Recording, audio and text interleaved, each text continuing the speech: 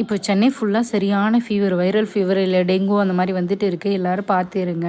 ஏன்னா இந்த ஃபீவர் வந்துச்சுன்னா 20 டேஸ்க்கு விடவே மாட்டேங்குது. ஏன்னா எங்கள் அம்மாவுக்கும் டெங்கு வந்துச்சு. போய் பார்த்துட்டு வருதுன்னு 2 நாள் சரியான பிஸியாக போச்சு.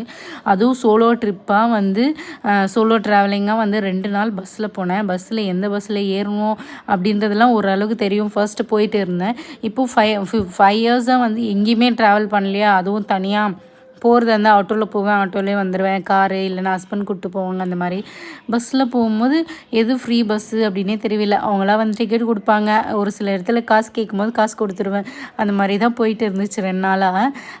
ஈவினிங்காக வந்து ஸ்கேட்டிங் கிளாஸ் கூப்பிட்டு போகிறது, அப்புறம் வீட்டுக்கு வர்றது. வீட்டில் ஒரு நாள் சமைக்கவே முடியல, ஒரு நாள் சமைச்சு வச்சுட்டு போயிட்டேன். இவனை பார்க்கவே முடியல. அவங்க அப்பா தான் ஃபுல் கண்ட்ரோல்லே அவர் தான் இருந்தார், அவனை பார்த்துக்கிறது. அதுக்கப்புறம் நைட் ஆனால் நம்மளை வச்சு செய்கிறது இவர். கொஞ்சம் ஃப்ரீயாக இருக்க டைமில் ரொம்ப ப்ரெஷராக இருந்துச்சுன்னு சொல்லிட்டு ஜெமினியில் வந்து ஃபோட்டோலாம் எடிட் பண்ணிட்டு இருந்தேன். மெட்டர்னிட்டி ஷூட் நாங்கள் எடுக்கவே இல்லை. அது சூப்பராக இருந்துச்சு எடிட் பண்ண.